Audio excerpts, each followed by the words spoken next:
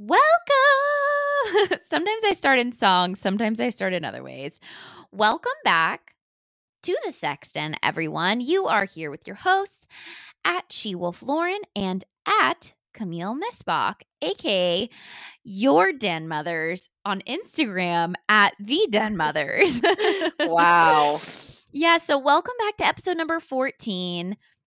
Last week was clearly episode 13, which was important because Camille, was born on 13/13 on the 13th. This episode 14, your other Den Mother, SheWolfLauren, was born at 14/14 on the 14th of October. Wow. Isn't that fun? So, and did you know that we were born in the same hospital room too? So it was 13/13 on the 13th, 14/14 on the 14th. Camille was 9 pounds 1 ounce, and I was 9 pounds 9 ounces. So we were these big old babies born on cool times. Yeah, we were big ass babies already born to be witches. That's right. So why don't you go ahead while you're listening and just, if you're on Apple Podcasts, throw us that star rating, throw us a review if you love it. Also, we get a lot of DMs giving us props, which I couldn't be any more thankful for the Wolfpack for doing that. If you have time to copy and paste your review right into Apple, that also works. Yes, so we post some of our videos on YouTube. This one might be going up on YouTube. We'll see how the service works out. But either way, happy Wednesday. We love you. Happy October. That's what I was going to say. It's October 1st, and I feel so sad because today I thought it was September 31st. I didn't even have time to prepare my body for the fact that it was my favorite month of the year. It's Halloween time. It's Hocus Pocus season. Oh my it's God. time to carve pumpkins.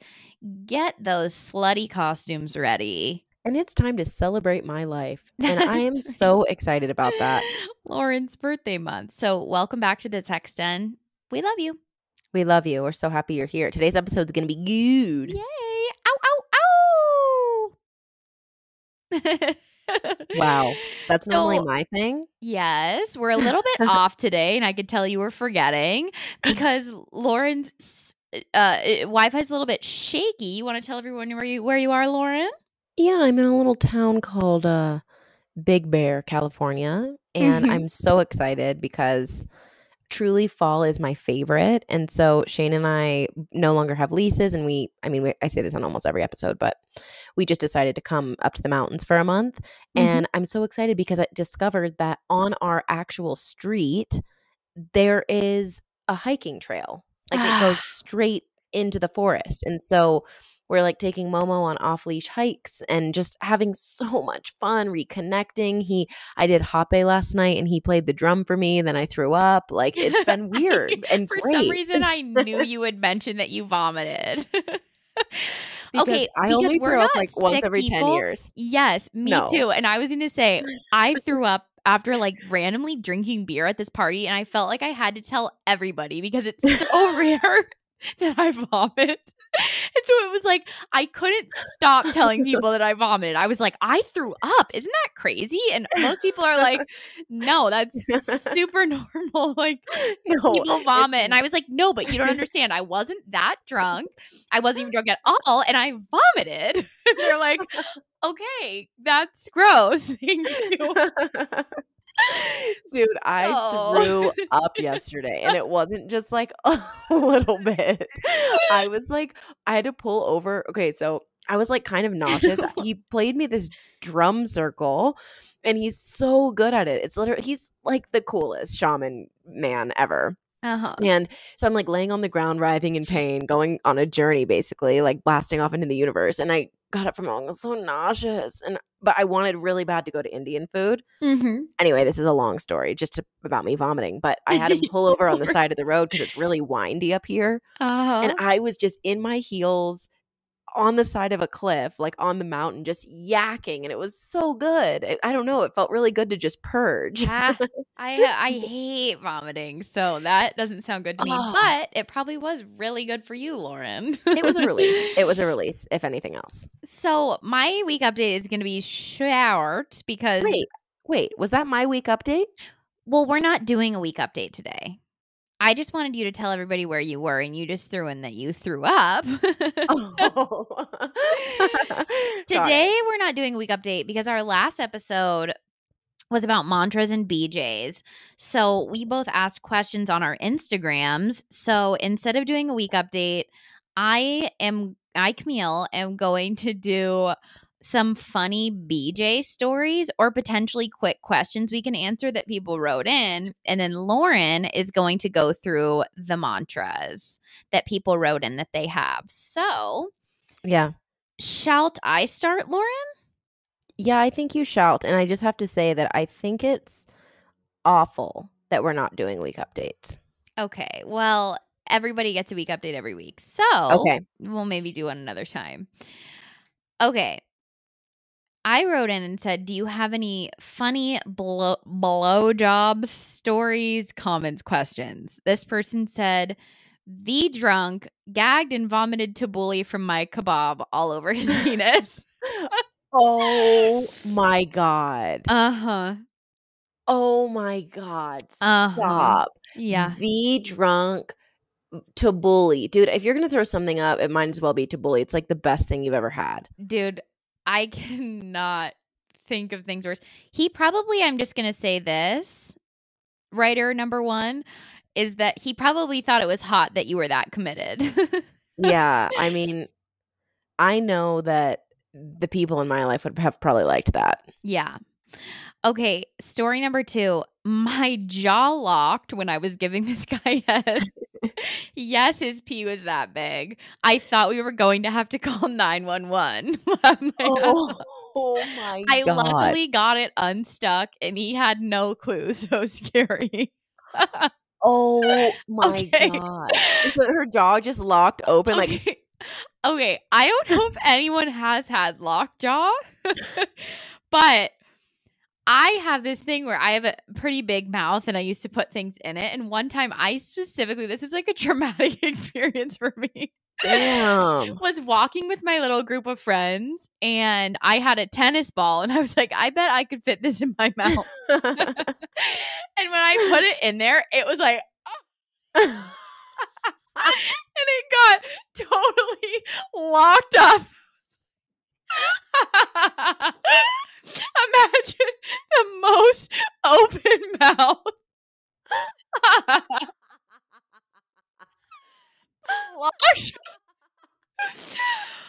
Lockjaw itself is so unattractive. Oh my God. And I literally turned away and was like, oh. And I was like massaging it.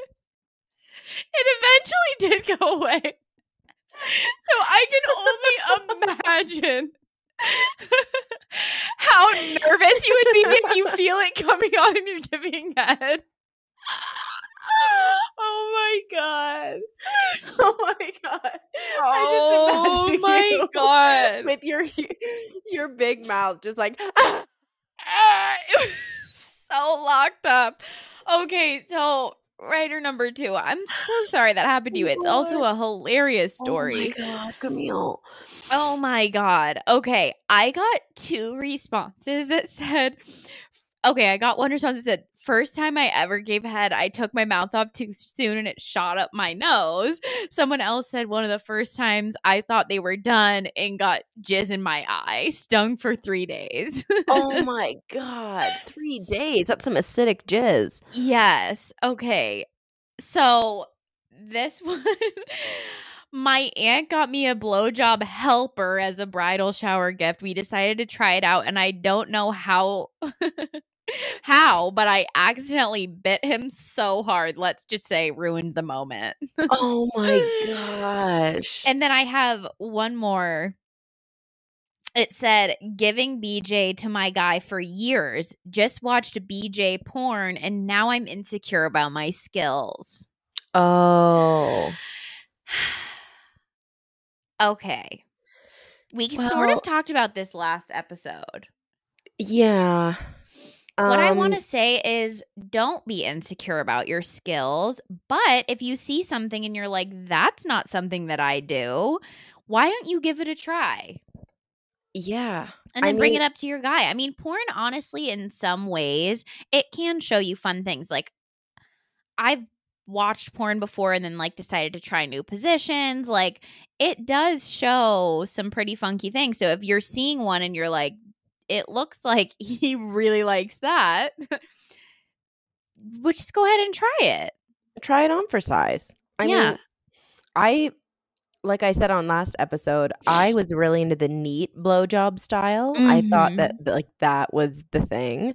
And then somebody sent me something that they liked. I asked, like, what do you like in bed? It was before we had sex, and he sent me this really sloppy blowjob video, and I ended up not having sex with him because I felt like I wanted him to say, I love eating pussy, right? Like, yeah. But that's what not do what you he like? said. And he's like, what do you like? blowjobs. Yeah, a sloppy blowjob. But I watched the video and I was like, I can do that. Like, I'm gonna be good at that. And so I'm gonna be good at that. I love it.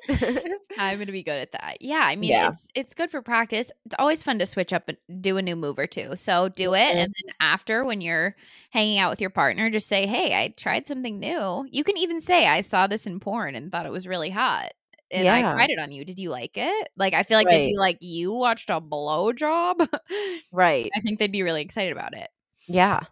Okay, I think that wraps up my blowjob stories as well as lockjaw. So, Lauren, why don't you hit us with some people's mantras? Okay, there are so many good ones. I'm going through them right now. I actually got hundreds of people that wrote in with these, which I love. Really good mantras too. Here are a few that I love.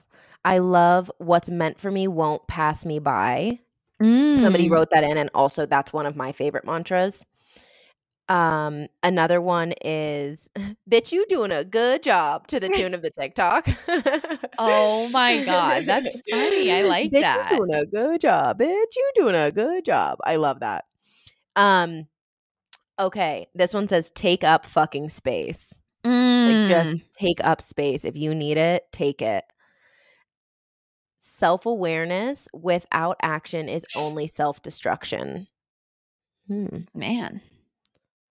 The fear of suffering is worse than the suffering itself. Other people's opinions of me are none of my business.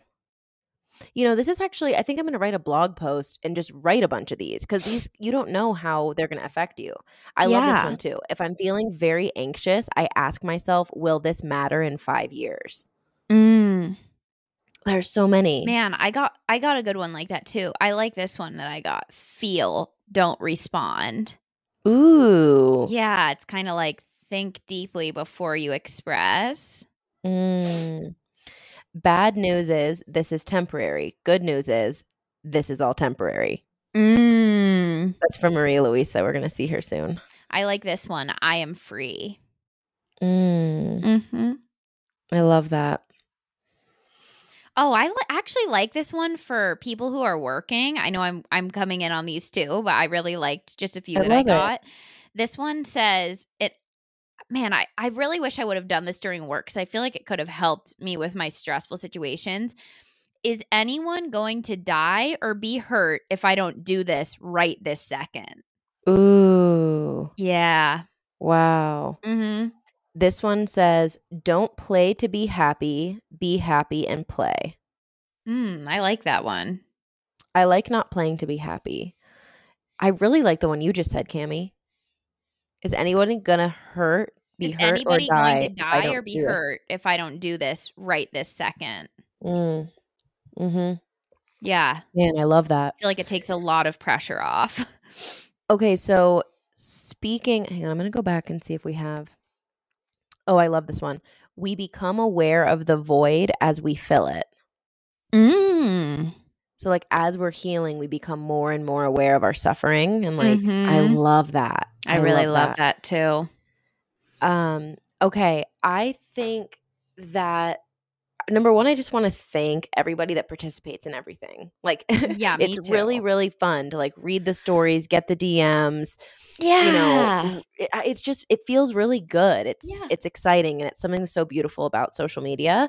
And our episode today is going to be based off of 2 questions that were sent in via DM on the Den Mothers, and we were trying to fit them in. We're like, okay, maybe we can put these at the end of an episode, but they're so good that we're creating a whole episode around the questions. Yeah. So It's so amazing. So, bottom line, this episode, we are covering dating via apps and in person and cheating.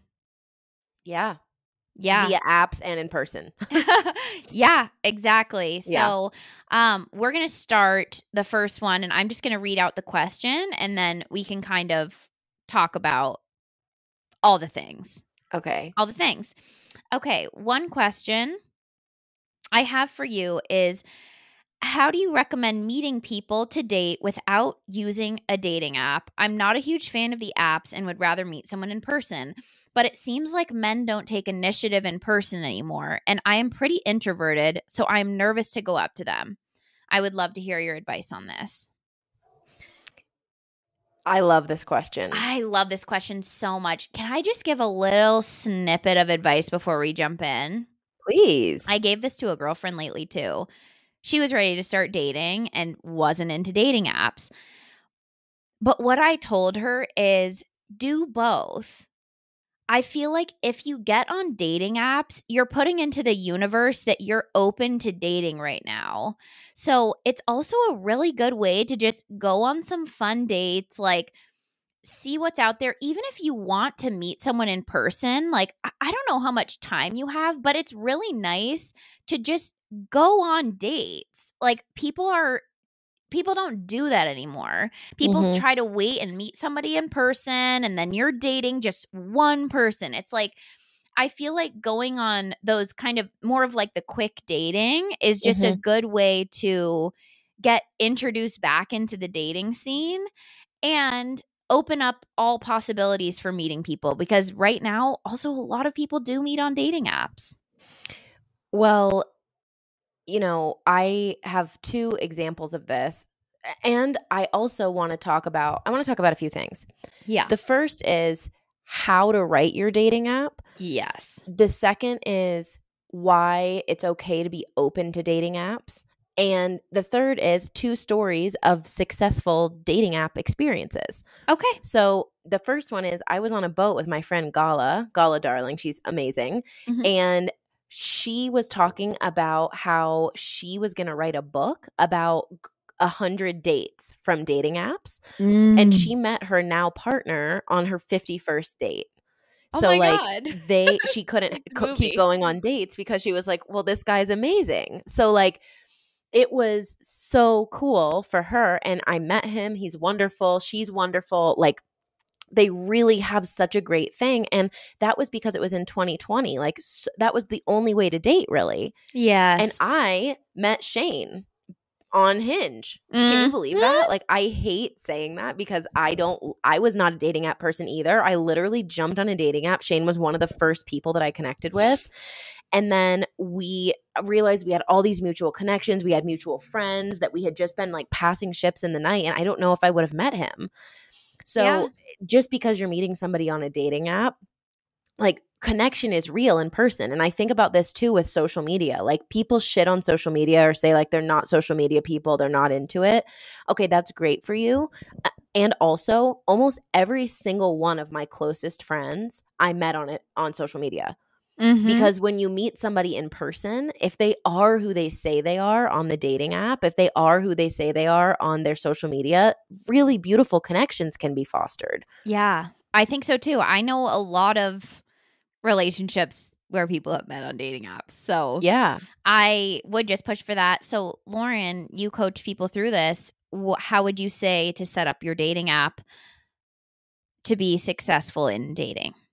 Okay, so I think that the dating app for women, or people who identify as women, is a lot easier, I would say, because I always like to have something quirky, something like something fun about you, and then kind of what you're looking for. I like Mhm. Hinge better. Well, it depends on what you want, but if you are on Tinder, it's just I like more Tinder, known. Bumble.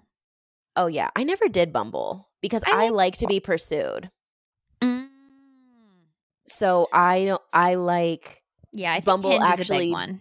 Yeah, Bumble just like does nothing for me because I want the person to make the first move. Yeah. But that's just a personal preference Mhm. for me. So Mhm. I actually never even had a Bumble. I just had Hinge, and then for a while I had Tinder, and I was just like meeting a lot of one night stands on Tinder, and then I met, you know, my soulmate on Hinge. So Yeah. yeah. So if you are on Hinge, I always like, for my profile, I said like I was voted the funniest person in my high school class. Mhm. Like, who knows if this still stands now, you'll have to see, or something like that, and Yes. then I would put things that I like a little list of stuff, little interesting things about me, and then have some photos that are hot of you, like you just hot, sexy, and then some with your friends if you want, Yes. or like some with your dog, but you don't, it's like, imagine that you're basically just telling the world who you are. And I think that when you are setting up a dating profile, it's the same thing as when you're dating in person.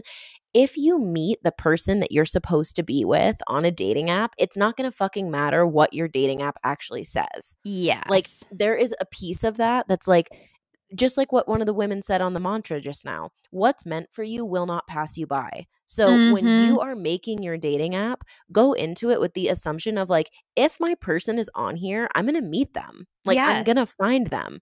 Yeah. And if they're not, then they're not. But unless you're saying something that has nothing to do with you, or it's really awkward, or you just put on there like, hey, I want to fuck, and you actually want to find somebody to marry, like, be truthful, be you, and whoever is meant for you will not pass you by. That's Yeah. it. And do not be discouraged by dating apps because people essentially are going on there to make a quick connection. So, like, if you're not getting matches back, or if someone's not writing you back, or stuff like that, I mean, just know that people are on there to quickly decide if they're into you or not.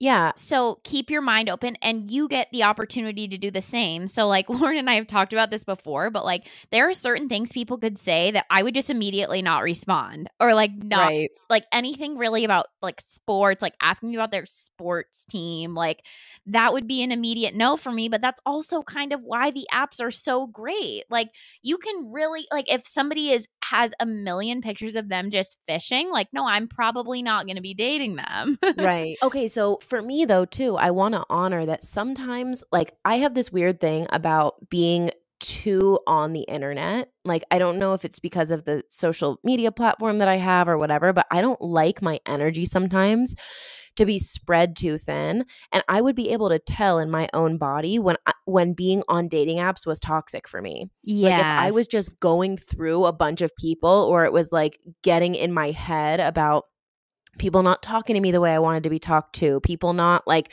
receiving my jokes the way I wanted them to receive it, if I was getting bored by the constant messaging and blah, blah, blah, blah, blah, blah, blah, I would just delete it.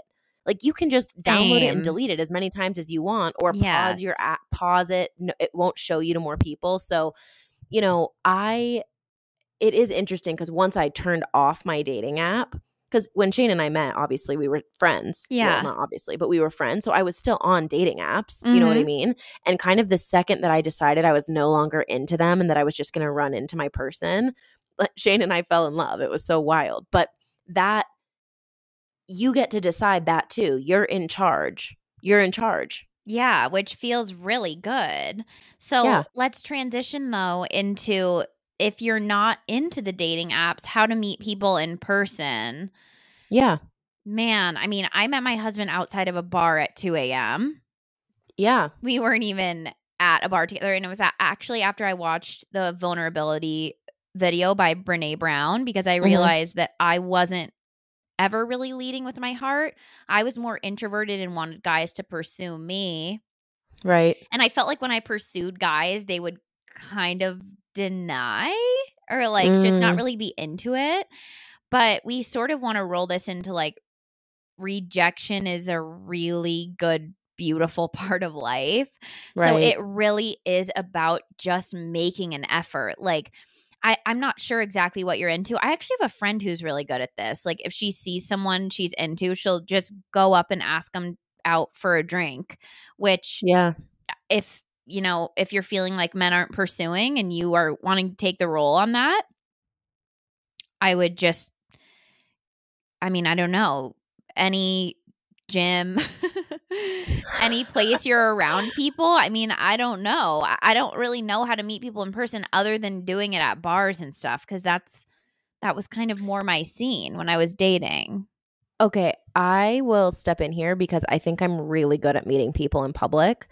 Part of Mhm. that is because I make eye contact a lot. Like if I see Yes. somebody that I think is attractive, I'll make eye contact and kind of smile, and then I let them pursue me. But I've also left notes for people. Like I've written on the back of receipts. Like if I have a hot server and I'm like, "Damn, I'm horny." Like Yeah. I've literally written notes on receipts. I've done the most for, because I just believe that putting yourself out there, there's nothing that can be like, here's the thing. Even if you pursue a man first, you'll be able to tell pretty quickly if he's then in pursuit of you. Just because you make the first effort, just because you make the Yeah. first contact, like you'll be able to tell if someone's into you. And if Mhm. you feel like you're consistently pursuing them, back off. Like Yeah. don't do shit. And if they come to you, good. But there is something important, I think, and maybe this is a little bit old school, but I really love the feeling of being pursued. And I Oh, me know too. most of my friends, most, women in my circles like that too. Yeah, I do too. Yeah, making the first effort is definitely okay. Like Lauren said, making eye contact and smiling, it goes a really long way. Most Yeah. people do not even look in the direction. So just Yeah. simply doing that or mouthing out like, "Hey," or something, like just a cute little action, I feel like goes a long way. Or even, sorry, sis, even little like easy conversation starters. And okay, so a couple things. Easy conversation starters are things like if you see somebody at a coffee shop, what are you drinking today? I've never seen you Mhm. around here. Are you from around here? I've never seen you. I come here all the time. Like you can kind of like comment on little things like, oh, it's a penny loafer day, or like, oh, Yes. it's your, I don't know, like I like your jeans. Like it can be something so small. You don't have to Yeah. necessarily be in like drooling predator pursuit of someone, No, but if you you're can in a say little grocery things. store, you can literally like make a comment that's funny or just a connection through something that's in their cart. Like I feel like the best way to make little comments is just kind of observe what they are doing, what they have, and just say something about it. And you Yes, will be able to and tell immediately if they're into you. That's how I feel.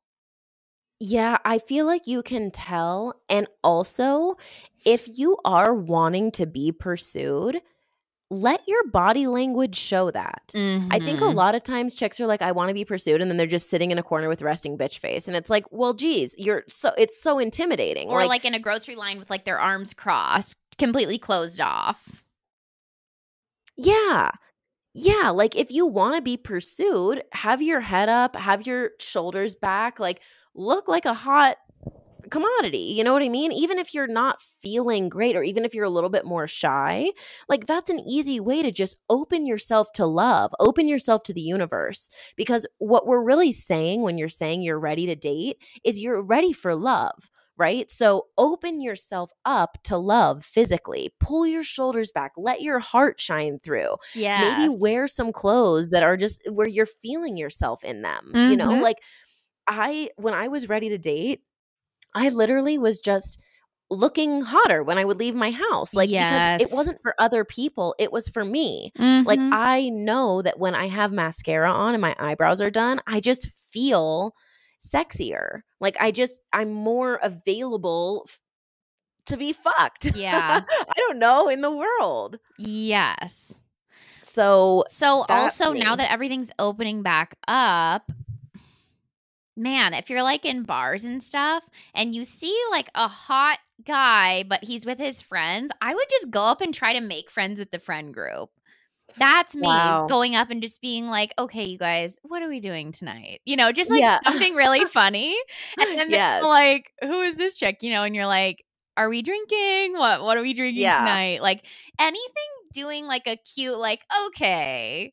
Right. I feel like that's stuff that guys think is really hot and funny. Like in the grocery store, you're like, okay, we're eating the Cheetos tonight or something. Yeah. I don't know. mean, I'm always the more joking person. we've got sausage on the menu tonight. Are you making a pasta marinara? Are you making the marinara with the sausage? Is it going to be a frank or is it going to be a kielbasa? Basically, when you're going to date, it's just minimal effort. Wow. Okay, as you can see, there's no great answer for this, and it's total mayhem. Well, I don't think so. Should we get a man's opinion? Should we ask Shane what his opinion is? I mean, if Shane's into that, sure. Shane. Okay, we're gonna get a professional opinion. Okay. Shane Hanner just entered the chat. So we're talking about being pursued, like being a woman in pursuit of men when you're dating. Have you ever been pursued? Of course. Do you like it? There's nothing better. Okay, why? I think it's kind of an ego thing.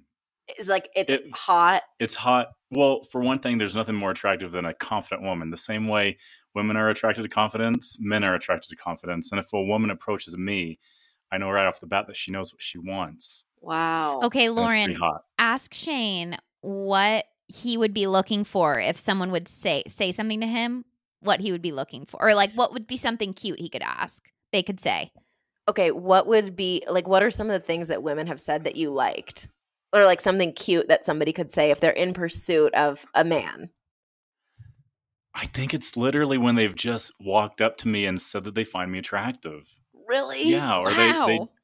they'll walk up and just say you're hot, or that they want to talk to me or something like that. Wow. Yeah, there's nothing hotter. Okay. And you become so I always like turn bright red when it happens. But it's so it's endearing. I love it. That's so cute. Yeah. Okay, thank you so much, Shane Hanner. Okay, I love that. And that's also Michael's favorite pickup line that he uses, which I feel like could double as a woman's pickup line, is Michael will go, "You're cute. Can I flirt with you?" Ooh, I which love I feel that. like is so cute. That's such a good pickup line. I would die if somebody said that to me. Yes. Okay, so just say you're hot. I've definitely said that to people before. I have to be a little tipsy to use you're hot, though. I'm like, oh my God, you're so hot. And then I'm like, do they think I'm hot? But Some see, of it that's is what I'm just saying about minimal effort. It's like really just putting yourself out there is enough.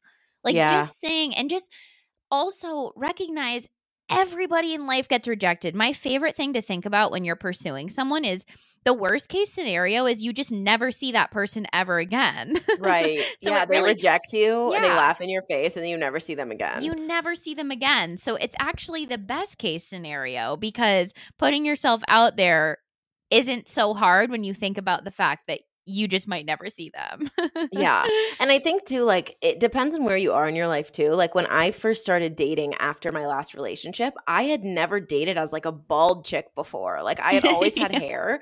And so there are different, you if you're not everyone's cup of tea, that's okay. Like not everyone is going to be like, yeah, I'm so into this. Or maybe they'll see you, they're just – dating is so complex, and also it's like the easiest thing ever because like I said, the person who's meant for you won't pass you by. If you trust in that, it makes things so much less serious. Yes. Like I think that's an important thing too, is like we take things so seriously. We take ourselves so seriously. And if you think of this as just the person that you're pursuing or the people that are out there in the dating world are all struggling with their own shit. They have insecurities. Like it doesn't matter how hot someone is. Like everybody's having their own inner dialogue. And so you may approach somebody when they're heartbroken over their ex and they're going to reject you. Yeah.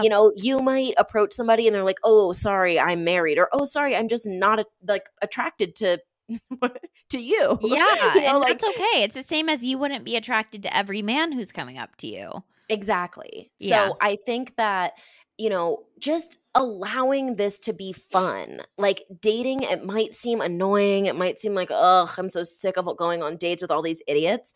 But if you think of it as it's fun, you're in the study of life, enjoy yourself and stop taking everything so fucking seriously.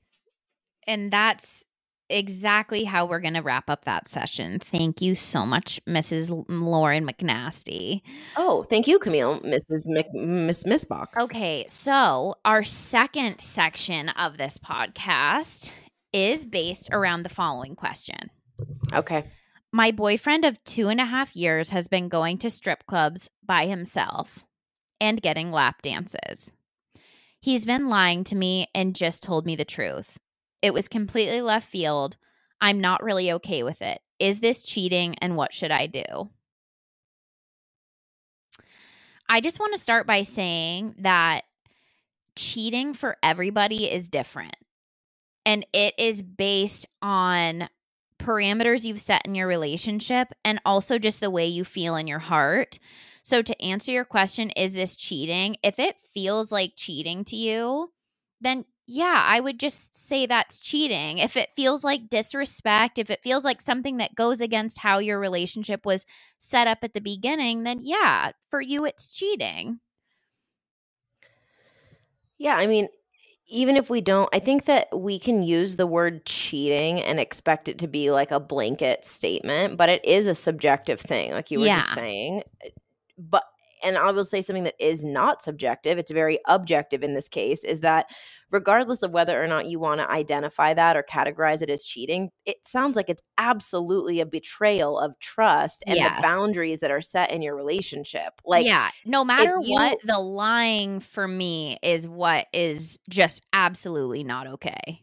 Like I mean, it's lying on so many levels. It's a lot of little decisions to make that lie possible. Like he was lying to you about where he was going. He was lying to you about where he's spending the money. If you guys share money, I don't even know. Like if he's lying to you when he gets home late, he's lying. Like I don't know what all the things are, but like there are a lot of lies here. And normally, I mean, Mom always said this, right? Like when people are cheating on you or people are doing this, they're trying to lie. Like they're trying to cover something up. So they are their worst version of themselves. But yeah, I mean, I just want to say to this person who wrote the question and like, I just want to hold your little heart and say, I'm so sorry that this happened too, because that doesn't feel good. Me too. I want to say I love your little heart too. And I want to just give you a squeeze because no matter what, betrayal is so heartbreaking.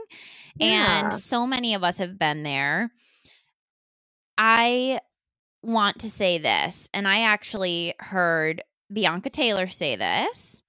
And she and her partner Nimai did a podcast about their relationship and certain betrayals. And I actually really agree with this too.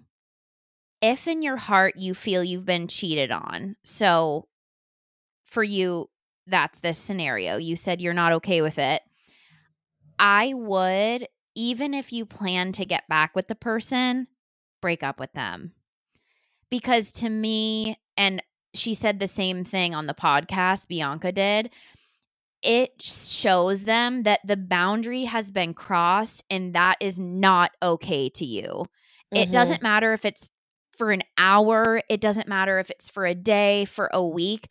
No matter what, you need to wrap your head around the situation alone and check in with yourself and see if this is a pattern in your relationship, if it's something you can get over, or if it's something that you can't get over. And it's going to be you feeling like the person lied and you're never going to be able to have their trust again. So I would say set the boundary that they broke the boundaries, and that I would say at least temporarily to break up with them, to show them that that's not okay. That's and my question, I mean, I think that it's so valid. And another thing is that when you are in a situation like this where a boundary has been crossed in such a big way, I think it's really important for you to take time by yourself, not in communication with the person, to reflect on, is this the only thing in your relationship that's a red flag? Yeah. I know that you said you were blindsided, and I'm sure that because this was an actual physical action, you were blindsided. But I'm going to encourage you, because this is your boyfriend. This is not your husband. You do not have 4 kids. Mm-hmm. You are able right now in this time to question, is this somebody that I want to continue the pursuit of a relationship with? Mm-hmm. Is everything else perfect? And he has this like secret fetish for lap dances. Is he like having a, some kind of a kink or a fetish thing come up where he needs to do this? But this is going to require a lot of conversation with him and with you. Because typically, I mean, I've never really seen a situation where somebody's cheating and there aren't other things in the relationship that are massive red flags. Yeah. I mean, I couldn't say that. I couldn't say that. What I will say is, there are rarely times where cheating is just about the physical act that happens. Typically, there are other underlying conversations that need to be had, other like things that need to be unearthed, addressed, etc. So I have been cheated on in 2 massive relationships, and I have forgiven the people both times. And the reason I did is because they told me right away, and we got to have conversations about like what was happening in the relationship where that was the option. To me, it would have been a different scenario if they would have waited a long time and it came out later, because for me, honesty is my number one. Is one of my number one things in a relationship. So your value, yeah, it is a key value for me. So I am only people make mistakes. People do things to not to hurt you, but out of, I don't know, drinking too much. Maybe they're in a depressed state. Maybe they're questioning things. I mean, there are reasons that people make mistakes. I am willing to work on things with somebody and work through the mistake that was made only if they're honest. So I can't handle being like, if it goes on for a long time and they tell you later, to me, my head is then thinking, man, what else are they lying about? And that's something in my opinion, that's a little bit harder to wrap my head around. So I think this is going to have to be a lot of conversations. If this has been happening for a while and you really want to stay with the person, I would actually recommend going to therapy. Yeah. To talk through it, because it's really great to have an unbiased opinion, and it's nice to have a conversation in a safe space and talk through things if you think that this person is worth staying with. Yeah. And because I think cheating also fucking sucks, dude. It fucking sucks. It is the most heartbreaking act in any circumstance. If they tell you right away, if they wait to tell you, like, it does hit you out of left field, and it fucking sucks. It sucks. And it is something you can work through if you're willing to put in the effort and if the person is worth it. Yeah, it is something that you can work through. And also, I think sometimes couples come out stronger on the other side because they may never have had these kind of conversations before, because these are like deep conversations. And so I think that this brings up a lot about trust, and something that Shane and I were just talking about the other day, just about how when you love somebody so much, like, we expect them to hold our hearts and to never, ever hurt us, right? And like, we forget that they are a singular being as well. Yes. And so like, I wonder what like this person's thought process was doing this. I'm sure that he was feeling shame and guilt at some point too, hiding this from you, especially if he decided to come forward by himself to like Yeah.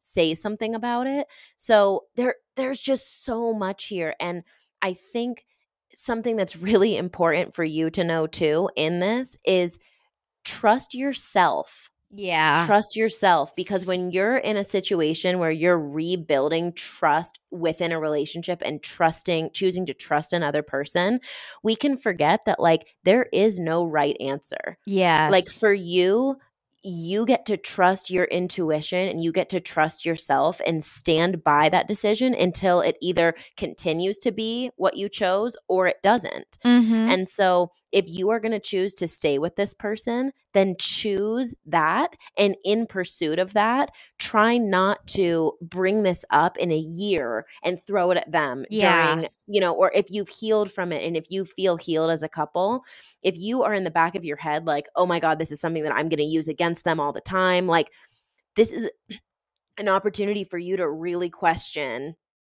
all of that makes relationships work. Yeah. I'm going to mention something. Man, you might disagree with this, sis. Okay. I would say keep this close to your own heart. I do not think you need to go asking. We really appreciate you writing this in here because it's anonymous. I would not go and tell your whole family, tell your whole friends. I would really, really go inward with this one. And you can maybe tell friends after if that's what you're needing, but only you are going to know. So the worst thing that can happen is you tell everyone, and then in your heart, you're like, man, but I really do want to forgive this person. And then all of a sudden, that's the only perception that they have in their head of the person. Like, no matter what, you are going to make your own decision based on your intuition. And so I would say, at least at first, while this is fresh, really go inward and like do meditating, go and work out and think about it. Maybe you talk to a therapist on your own first and do some inner work because they broke the boundary, but now you are the one who gets to react to that. So this is really on you. And I think in your heart, probably listening to this, you already know what your decision is going to be, but make it clear with your partner if you do decide to stay that the boundary was broken and figure out a way to remedy that. And I would also say keep your heart open to, or at least keep an open mind to the fact that they might be having a fetish. Like when I first read this, I was like, man, I feel like this may be a fetish thing if they're like sneaking around and lying about it. So you may have to come up with new boundaries. Like if you're really wanting to stay and work on it with the person, it might be something that they want to do. Yeah. I mean, I don't know. And then again, you get to make the decision whether you're okay with that or not. Right. Because I think a lot of times, like I think about this when people are cross-dressing behind their partner's back, or where people are like, watching particular porn behind their partner's back. And it could be like trans porn or porn that's more, unfortunately, it is fetishized. And these people feel like they cannot get off or can't get aroused. And that's the difference between a fetish and a kink, by the way. A fetish is you cannot become like sexually aroused without it. A kink is something that like you like to be a part of the process. So like a kink could be spanking or BDSM or something like that, but it could also be a fetish if it's something that you have to have. Okay.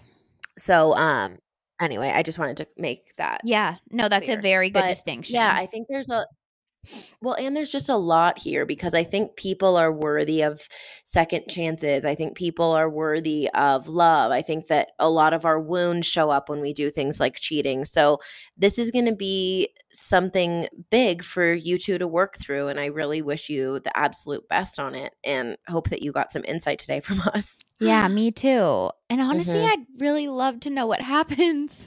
Yeah, please tell let us if this helps. Yeah, keep us updated. And we're sending you all the love in the world. Well, and sis, one of the things that I want to say to you, or I want to kind of respond to you saying keep it close to your heart. I think there are two ways to go about that. One thing that I see a lot is that when somebody has been cheated on, they'll talk shit about their partner. Yes. Like there's a difference between talking shit and can you be like, can you fucking imagine this motherfucker just did this and they're going crazy. And all of their friends are like, yeah, fuck that guy. And then a week later, you're like, just kidding. It's going to be fine. And so question your own toxic behavior. If you have friends, like I'm just imagining if something happened between Shane and me, I feel like I would be really comfortable telling my circle and just be like, can you help me through this? And I think that's because a lot of us are on like a very we've worked through a lot. Yeah. And so it's not like a toxic situation. But if you have friends that are also in toxic relationships and you think that maybe you have the best relationship out of all your friends, or you're seeing all them and you're like, I would not have a relationship like that, then be weary of asking for advice from people that you would not want to be in their relationship. Want to be, or even that you just don't really respect or don't really identify with how they make decisions, right? That's such a good point.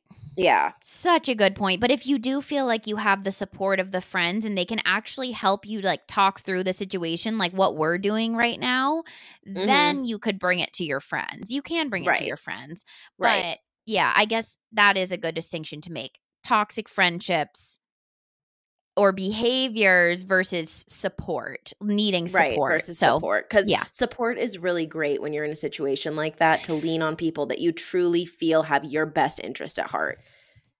Man, I just really love these questions today. I felt like they were so in-depth and just good. And I love questions like this because it really makes me think about how I feel on certain things. Like you don't know how you feel or how you articulate yourself or to a community until you have questions come up like this. So I'm into it and I love it. I love this so much. I said it last time. The Wolfpack is just becoming more vulnerable and asking for really juicy, delicious advice. So thank you all for writing in. These were beautiful questions. We're not going to end with more questions this week since this is already a question-based episode. But I think that's it. I think that's it. And we love you so much. Again, if you guys have questions, advice, hilarious stories, we love it all. Yes. DM at the Den Mothers, even more than our personal pages because sometimes they get lost in the requested section. So email at the Den Mothers, and we love to read these and hopefully we answer questions for you all that help out. And happy October again. Oh, the best. Happy October, babies. The absolute best month. We love you all so much, and we'll see you for episode number 15. Oh my goodness. Thank you. We love you. Ow, ow, ow.